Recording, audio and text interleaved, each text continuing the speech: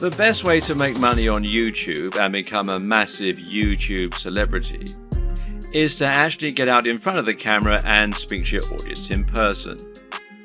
You want them to get to know you, and you want to put your personality across in your videos. This will help to make you considerably more persuasive while simultaneously giving you many more options in terms of what you can create. And if you're going to do that, there's some crucial equipment and software you're going to need to invest in. This can be somewhat expensive, but if all goes to plan, it will pay for itself over time and it will be money well spent. Just as a note here, if you're not comfortable going in front of the camera, you can still be very successful with a YouTube channel, and this will reduce what you need to invest in. We'll discuss these alternative options in subsequent videos, so you can skip most of this one for now if that's your intention.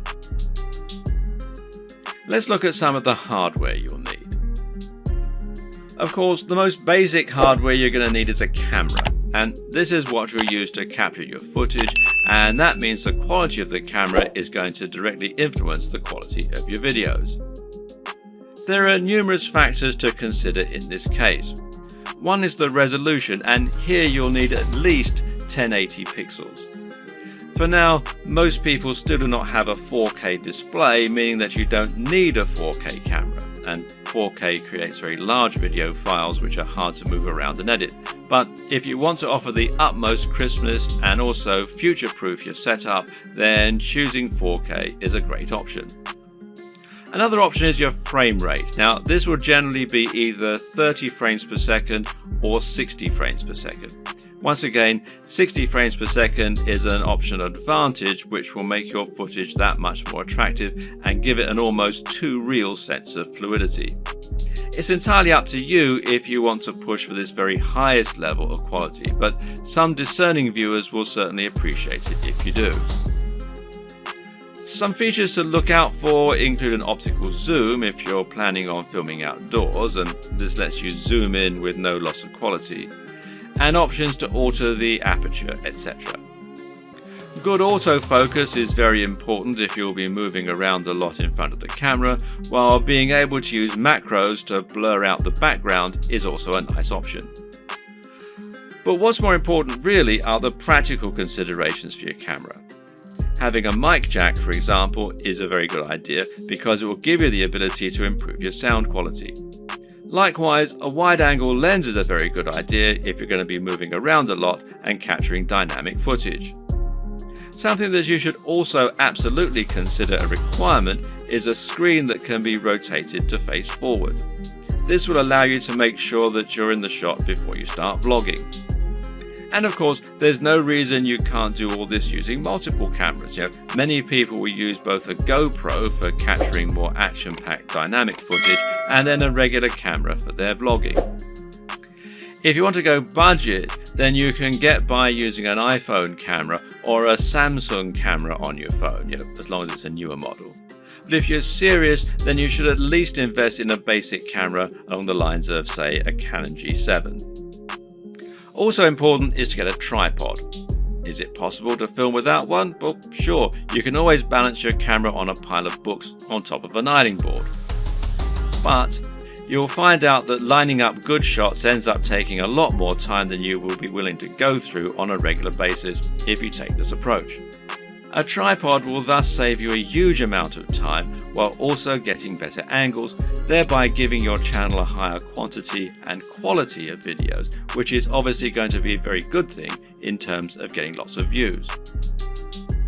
Another thing to look for potentially here is a tracking head from the likes of Manfrotto, who also make tripods. This will allow you to attach your camera on top of your tripod and then let you perform panning shots and slow zooms. This is what will give your footage a much higher level of professionalism, and it's very important if you're planning on doing product reviews and want to feature slow pans of the items you're reviewing. These work by providing friction on a rotating pivot and a handle. You then gently push on the handle with just a finger or a palm, and the resistance will keep the motion slow and smooth as it gradually moves around the object in focus. It's important to use a manual focus during these shots rather than an automatic one. It's often said that the best lighting is natural lighting. To get a great shot, try to line yourself up so that you have a large window letting in natural light from the side. This will give you what's known as Rembrandt lighting, which is a professional and very flattering looking type of lighting. But while this type of lighting is highly desirable, it's not terribly reliable. You can't trust in natural light to always be available when you need it, and you can't limit yourself to only filming at certain times of the day. So you need to make sure you have a way to set up the perfect lighting when you need it. How are you going to do that? Well, with some kind of lighting setup. And a great choice is to get 2 soft boxes. Now, these take up a fair bit of space, but it's worth it as it will allow you to design your lighting however you wish and make sure that your subject matter is well lit and that your footage is clear and bright. Now, don't underestimate this. In fact, in many cases, it can be more important to ensure your footage is very light and very bright than it is to use a camera with a high definition. This will make your footage look more professional and more appealing to watch. Want to go one step further? Well, depending on the nature of your videos, you can get creative here if you want. Jonathan Morrison has a YouTube channel that's all about showcasing technology products in the very best possible way and making them highly desirable.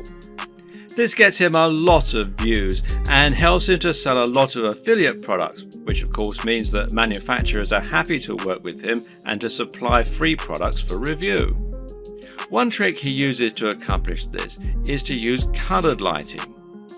He'll often light phones and other gadgets in a bright pink, green or purple hue on a white background, which makes them look more modern and more crisp, especially with his high quality video equipment.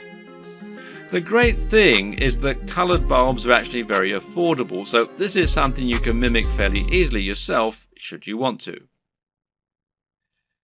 Just like it's important not to underestimate the importance of your lighting, you also need to ensure that you never underestimate the importance of your sound quality. If you want to make your video look and sound professional, then it's absolutely crucial that you have good quality sound and don't just get a muffled sound into a regular camera microphone from a distance. Things like acoustics matter, and even if your viewers don't notice the difference, they'll be able to feel the difference. Things like this make a massive psychological impact and can be the difference between a channel that has high production values and that people love to watch, and one that looks unprofessional and that nobody takes seriously. Fortunately, sound is a relatively easy thing to get right, and the best way to do this is with a basic external microphone. You can get a lapel mic, also known as a lavalier mic, easily enough, and then attach it to your phone or camera to record your audio at the same time. Better yet, find a high quality microphone that you can plug directly into your camera's mic jack. The Blue Yeti Snowball microphone is one of the most popular choices among YouTubers right now, and it is a very affordable option that will provide a crisp and clear sound quality very easily. As well as hardware, you'll also need to invest in some basic software and other intangibles.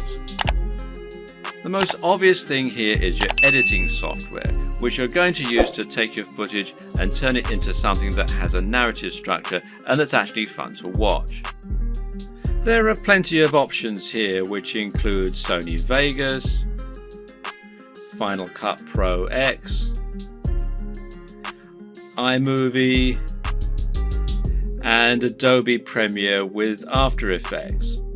Your choice will depend on personal preference, budget, and your computer, but either way, you will need a professional editing suite in order to make your videos look the part. This is what you'll use to cut and stitch together your footage, and it's what you'll use to add things like music and logos.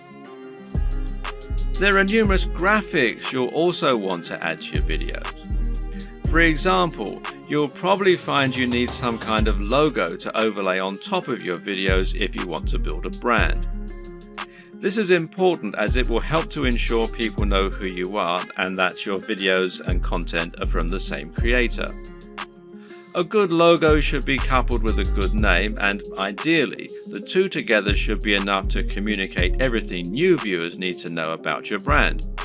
If you get this just right, then people should be able to tell from those things alone whether they'd be interested in your channel and potentially subscribe with no further information. Other graphics will also come in handy.